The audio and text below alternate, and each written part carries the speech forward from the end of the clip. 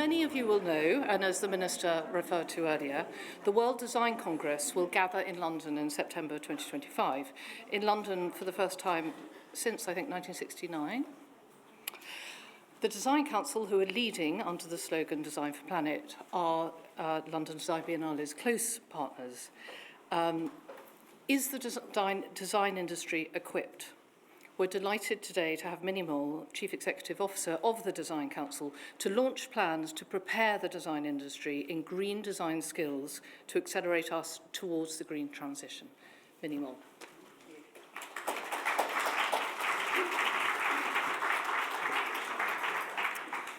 We won't win the battle against the climate crisis unless we design the solution. Very nicely summed up by Lord Deben, who recently was chair of the Climate Change Committee here in the UK.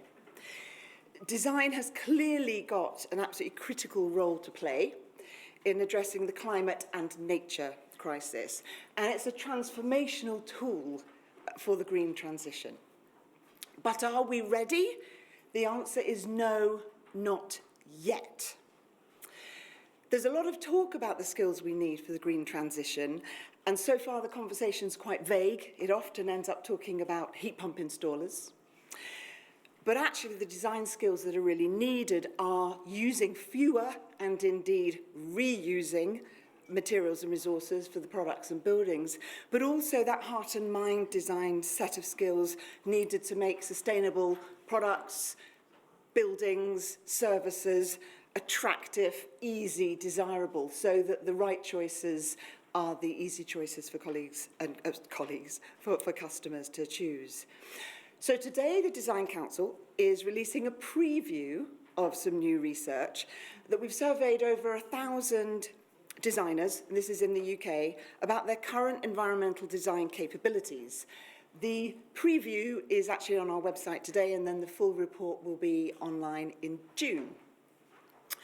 We have found that more than 60% of designers are already designing for environmental value, with carbon emissions, sustainable behaviour change and net zero transition being the most common challenges that designers are tackling. So this is actually a significantly good news story, over 60%, and because 46% of designers rate themselves proficient or expert in environmental design, this means that the UK has got a skilled and dynamic workforce of nearly 750,000 designers ready to lead the way. This is good. However, there are still really significant gaps in the industry.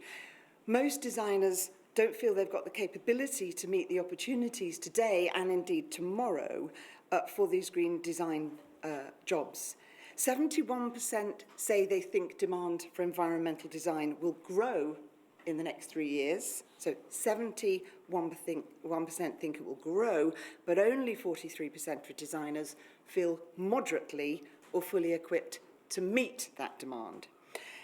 And we've found that only 50% think that their education provided them with the sufficient design for planet skills that they need. So this skills gap really could prevent design and designers from truly transforming the UK to a green economy. We need to unleash those skills I feel this group will be well aware of, the skills that designers have as analytical thinkers in collaboration, communication, problem solving, prototyping, etc.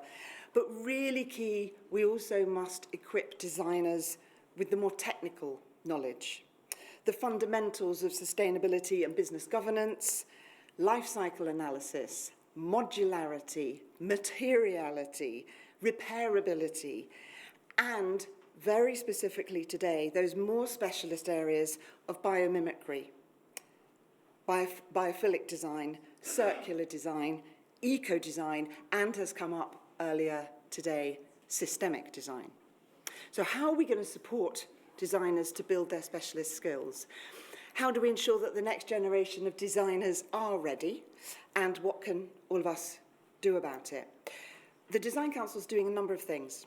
We're launching a Design for Planet Knowledge Hub And that, we hope, will be the go-to gateway to learn how to design for planet.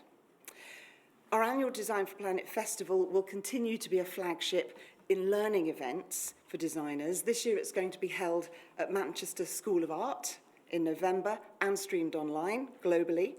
And it will focus on ways that designers can support planet-positive business. So very focused on doing well and doing good. We recognise, though, that we're only a small part in the solution for what needs to happen. There are many organisations whose role it is to educate and give skills to designers, and many organisations who've got a vested interest in growing green skills more generally. So over the next year, we really do want to work with a coalition of organisations who are part of this mission, to upskill all designers from the classroom to the C-suite in these 4 ways. First of all, in schools, and it came up from someone over there earlier, that those taking GCSE design and technology has dropped by 68% in the last 10 years. That is dreadful, turning off the tap of the skills and talent into the industry. So we need to support teachers and schools to put planet in the heart of their teaching. With apprenticeships and technical education, we need to build a new culture of providing skilled routes into green design industries. And in universities, we really need to support them to create the next generation of green designers and, really important, upskilling existing designers throughout their careers.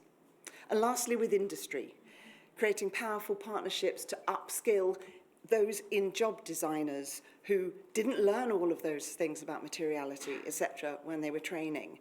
So we need to have flexible, affordable, continuous professional development for those in-job so that they can develop their own skills in their own terms.